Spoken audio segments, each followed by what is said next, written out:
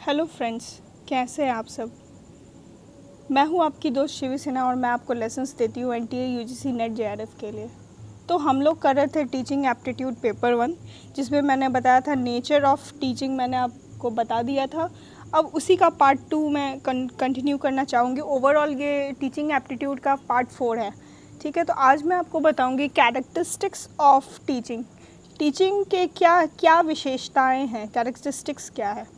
तो सबसे पहले मैं आप सभी को रिक्वेस्ट करूँगी कि मेरे चैनल को लाइक, शेयर और सब्सक्राइब ज़रूर करें और ज़्यादा से ज़्यादा लोगों के बीच में शेयर करें ताकि इसका बेनिफिट सभी को मिल सके जो कि नेट जेआरएफ के लिए अपेयर होना चाहते हैं और उनको प्रॉपर गाइडेंस नहीं मिल पा रहा। अभी मैं पेपर 1 ही करा रही हूँ क्योंकि कुछ मेरे पर्सनल प्रॉब्लम्स ज़्यादा है और इसी के कारण मैं आगे उसको कंटिन्यू नहीं कर पा रही हूँ। तो लेकिन मुझसे जितना होता है मैं उसको करने की कोशिश कर रही हूँ। चलिए शुरू करते हैं आज का lesson. Nature and characteristics of teaching में हम लोग देख रहे हैं कैरेक्टरिस्टिक्स ऑफ टीचिंग, यानी मतलब शिक्षण की विशेषताएं। शिक्षण की विशेषताओं में सबसे पहला जो है, पहली विशेषता इसका है टीचिंग इज़ डायनेमिक। ये डायनेमिक कॉन्सेप्ट है टीचिंग और इससे मतलब बहुत सारी चीज़ों के बारे में आपको पता चलता है, जानकारी मिलती है और बहुत चीज़ों के बारे में आप अच्छा बुरा या सभी पहलुओं को आप समझ सकते हैं। दूसरा जो एस्पेक्ट है इसका है teaching is a complex activity. Teaching एक कोई सिंपल या सरल एक प्रक्रिया नहीं है, ये कॉम्प्लेक्स एक्टिविटी है। इसमें आपको हर तरह के लर्नर्स मिलते हैं, लर्नर जिनमें अंडरस्टैंडिंग का लेवल कम होता है, ज़्यादा होता है, मॉडरेट होता है, एवरेज स्टूडेंट्स होते हैं। फिर समझाने का तरीका अलग अलग हो जाता है हर एक लर्नर के लिए और हर एक टीचर का अपना वे ऑफ टीचिंग होता है, उसको एक्सप्लेनेशन करने का तरीका अलग होता है। फिर उसका टीचर का एटीट्यूड क्या है स्टूडेंट्स के प्रति, इसको भी देखते हैं और कोई टीचर बहुत मतलब कि कौन से मेथड को अप्लाई करना चाहिए, क्या टीचिंग एड्स अप्लाई करने चाहिए, क्या प्रोसीजर यूज़ करना चाहिए जिससे कि एक इफ़ेक्टिव टीचिंग, एक क्लासरूम टीचिंग या फिर इफ़ेक्टिव इनफॉर्मल टीचिंग भी हो सके, बढ़िया ढंग से हो सके। तो ये एक जटिल प्रक्रिया है, कॉम्प्लेक्स एक्टिविटी है टीचिंग। तीसरा पॉइंट ये आ जाता है टीचिंग इज़ डाइवर्स। टीचिंग कहीं एक जगह लिमिटेड नहीं हो सकता है, ये डाइवर्स एक्टिविटी है। कहने का मतलब ये इसकी शाखाएं कहीं भी जा सकती है। आप एक पॉइंट से दूसरे पॉइंट की ओर जा सकते हैं और उसके बारे में भी जानकारी ले सकते हैं, मतलब अलग अलग फील्ड्स के बारे में जान सकते हैं। जैसे कि कोई टॉपिक लिया आपने, जैसे कि फ़िज़िक्स का लॉ ले ले या फिर कुछ भी ले ले, तो उसको जानते हुए, उस लॉ को जानते हुए उससे जुड़े हुए पहलुओं को, अदर चीज़ों को भी जानने की कोशिश करेंगे। तो ये एक डाइवर्स एक्टिविटी है। साथ ही साथ आप उसके साथ साथ आप और भी क्या जान सकते हैं, डे टू डे लाइफ के एग्जांपल्स को ले सकते हैं आप, और उससे क्या होगा कि आपका डे टू डे अप्रोच भी मतलब कनेक्ट करता है, प्लस साथ ही साथ आप टीचिंग को भी इफ़ेक्टिवनेस के साथ पूरा कर सकते हैं। चौथा पॉइंट हो जाता है टीचिंग इज़ कंटिन्यूअस। ये एक जारी रहने वाली प्रक्रिया है। शिक्षण एक जारी रहने वाली प्रक्रिया है। ये अगर बीच में टूट जाए तो बहुत मुश्किल होती है। अगर जैसे मैं ही आपको लेसन देती हूँ, बीच में अगर कुछ पढ़ा के फिर अधूरा छोड़ दिया तो आपको परेशानी होती होगी उस लेसन को कैरी आउट करने के लिए। इसीलिए टीचिंग क्या होता है, एक कंटिन्यूअस प्रोसेस है जिसको अगर प्रॉपरली किया जाए तो ये कंटिन्यूअसली चलता रहता है जब तक किसी एम को आप अचीव नहीं करें। एम यानी कि किसी जो पर्टिकुलर जिसके लिए टीचिंग हो रही है, जिस टॉपिक के लिए टीचिंग हो रही है, जब तक वो कंप्लीट नहीं हो जाए तब तक ये कंटिन्यूअस प्रक्रिया होती है। ये सिर्फ आप टॉपिक को कंप्लीट करने के लिए भी नहीं देखते हैं। अगर इफ़ेक्टिव टीचिंग होता है, वो होता है एक अच्छा टीचर, वो होता है जो अपने स्टूडेंट के लिए ओवरऑल डेवलपमेंट की काम करे, ठीक है। वो उसके पर्सनालिटी, उसके बाकी सारे पहलुओं को देखे और मतलब उसमें कॉन्फिडेंस को भी भरने की कोशिश करे और कंटिन्यूअसली उसको वो सिखाता रहे, ठीक है। पांचवा पॉइंट देते हैं कि टीचिंग कैन बी फॉर्मल और इनफॉर्मल। फॉर्मल हो सकता है या फिर इनफॉर्मल। फॉर्मल यानी कि क्लासरूम टीचिंग, जैसा कि मैंने बताया था, जैसे कि होता है क्लासरूम टीचिंग का इन्वायरमेंट फॉर्मल टीचिंग में आ जाता है। ये फॉर्मल भी कर सकते हैं हम लोग, इनफॉर्मली भी टीचिंग करते हैं। जैसे घूमते फिरते आप किसी को किसी चीज़ की जानकारी दे सकते हैं, इनफॉर्मल टीचिंग वो हो गया। या फिर दोस्तों से आप जो बातचीत करते हो उसके थ्रू आप उसको कुछ सिखा देते हैं, तो वो इनफॉर्मल टीचिंग हो गया, जो कि क्लासरूम से बाहर होता है, एक इन्वायरमेंट नहीं होता है, टीचर स्टूडेंट का इन्वायरमेंट नहीं होता वहाँ पर। घूमते फिरते एक टीचर भी कर सकता है, बट इनफॉर्मल टीचिंग जैसे कि आपके घर से आपको जो शिक्षा मिलती है, आपके दोस्तों से शिक्षा मिलती है, आपके समाज से जो शिक्षा मिलती है, आसपास के माहौल से से जो शिक्षा मिलती है उसे हम इनफॉर्मल टीचिंग का नाम देते हैं। छठा जो पॉइंट है हमारा वो है टीचिंग इज़ इंटरैक्टिव। ये एक इंटरैक्टिव प्रोसेस है। इंटरैक्टिव यानी कि बातचीत की प्रक्रिया होनी चाहिए। जो लर्नर है वो अपने आइडियाज़ को शेयर करता है अपने टीचर से, और टीचर जो है अपने आइडियाज़ को तो ऑब्वियसली शेयर किए बिना वो कैसे उसकी टीचिंग कर सकता है, इम्पॉसिबल है ये।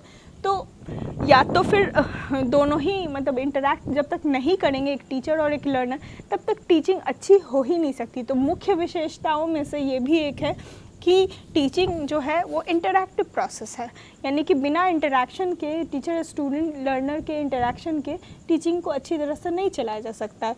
क्यों? अगर आप समझिए कि अगर आप पढ़ाए जा रहे हैं और कोई बच्चा रिस्पॉन्स नहीं दे रहा है या फिर कुछ बोल नहीं रहा है, तो वहाँ पे टीचिंग इफ़ेक्टिव नहीं होती, क्योंकि वो बोल ही नहीं रहा है तो आप समझ नहीं पाएंगे कि उसको समझ में आ रही है बात या नहीं आ रही है। या फिर ऐसा भी होता है कि कहीं बच्चा सीखने जा रहा है लेकिन टीचर उसको पढ़ा ही नहीं रहे, तो इंटरैक्शन, या फिर पढ़ा रहे हैं तो वो पढ़ा के चले जाते हैं, उन दोनों में इंटरैक्शन नहीं, उसने क्वेश्चन पूछा उन्होंने जवाब नहीं दिया, तो बच्चे को हो सकता है कॉन्सेप्ट नहीं समझ में आई हो। तो इंटरैक्शन होना बहुत ही इम्पॉर्टेंट एस्पेक्ट है टीचिंग का। तो कहा जाए तो ये सबसे मुख्य एस्पेक्ट में आ जाता है। सातवां पॉइंट है टीचिंग हैज़ डिफरेंट लेवल्स। तो हर लेवल की टीचिंग होती है मतलब कि अलग अलग लेवल्स होते हैं।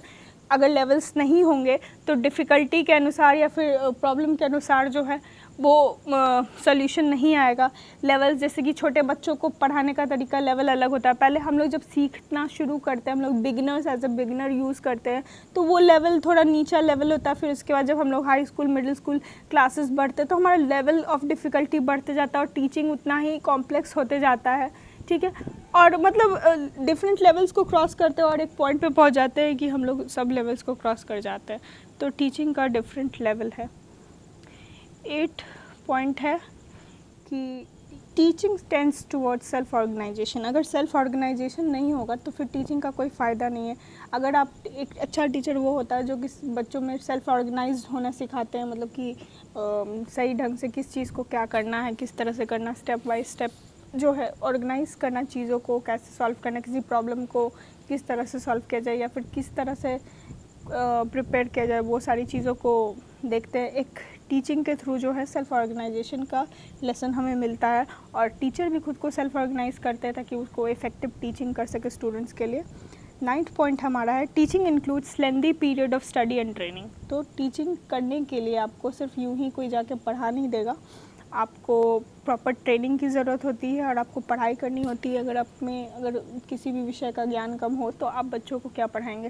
तो इसीलिए जो है आजकल बीएड का कोर्स होता है, बहुत सारे कोर्सेज होते हैं, इसीलिए करवाया जाता है, क्योंकि टीचिंग करने के लिए, एक अच्छा टीचर बनने के लिए आपको अपने कॉन्सेप्ट क्लियर रखने होंगे और समय देना होगा और ट्रेंड होने चाहिए। आपको पता होना चाहिए कि किस मेथड से कैसे पढ़ाना चाहिए, क्योंकि आपको अलग अलग तरह के लर्नर्स मिलते हैं और उसको हर लर्नर को कैसे डील करना है, ये सारी चीज़ें आपको टीचिंग में मिल जाती है। 10th पॉइंट है हमारा teaching is an intellectual activity. Obviously ये एक इंटेलेक्चुअल एक्टिविटी है जहाँ पे इंटेलेक्ट यानी कि हमारे ब्रेन का उपयोग होता है। हम लोग समझ का इस्तेमाल करते हैं, रीजनिंग का इस्तेमाल करते हैं और फिर टीचिंग को इंक्लूड करते हैं। 11th पॉइंट है ये एक सोशल वर्क भी है। बहुत लोग टीचिंग करते हैं सोशल वर्क के तौर पे, क्योंकि एक शिक्षित समाज से ही, शिक्षित व्यक्ति से ही शिक्षित समाज बनता है और अच्छा समाज होने के लिए कि पढ़े लिखे लोगों की बहुत ज़रूरत होती है। तो बहुत लोग क्या करते हैं कि इसको सोशल एक्टिविटी के रूप में देखते हैं, इसके लिए पैसे चार्ज नहीं करते और फ्री ऑफ कॉस्ट लोगों को एजुकेशन इम्पार्ट करते हैं। तो हम देखते हैं कंक्लूजन में कि क्या क्या है टीचिंग। टीचिंग एक डायनेमिक प्रोसेस है, ठीक है। तो हम लोग देख सकते हैं कि हम टीचिंग एक डायनेमिक प्रोसेस है, एक कॉम्प्लेक्स एक्टिविटी है, एक डाइवर्स प्रोसेस है, कॉन्टीन्यूअस प्रोसेस है। ये फॉर्मल भी हो सकता है, इनफॉर्मल भी हो सकता है, इंटरैक्टिव है। डिफरेंट लेवल्स होते हैं इसके और सेल्फ ऑर्गेनाइज्ड होना सीखते हैं हम लोग।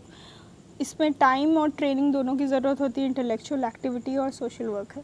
तो ये सारे पॉइंट्स जो है वो आते हैं एग्ज़ाम में कि टीचिंग क्या क्या है, तो आप अब कर सकते हैं इसको। तो कैसा लगा आपको ये लेसन, प्लीज़ मुझे कमेंट करके ज़रूर बताइए। Thank you very much, see you soon. तब तक के लिए please like, share and subscribe और बेल आइकन को हिट करना मत भूलिएगा।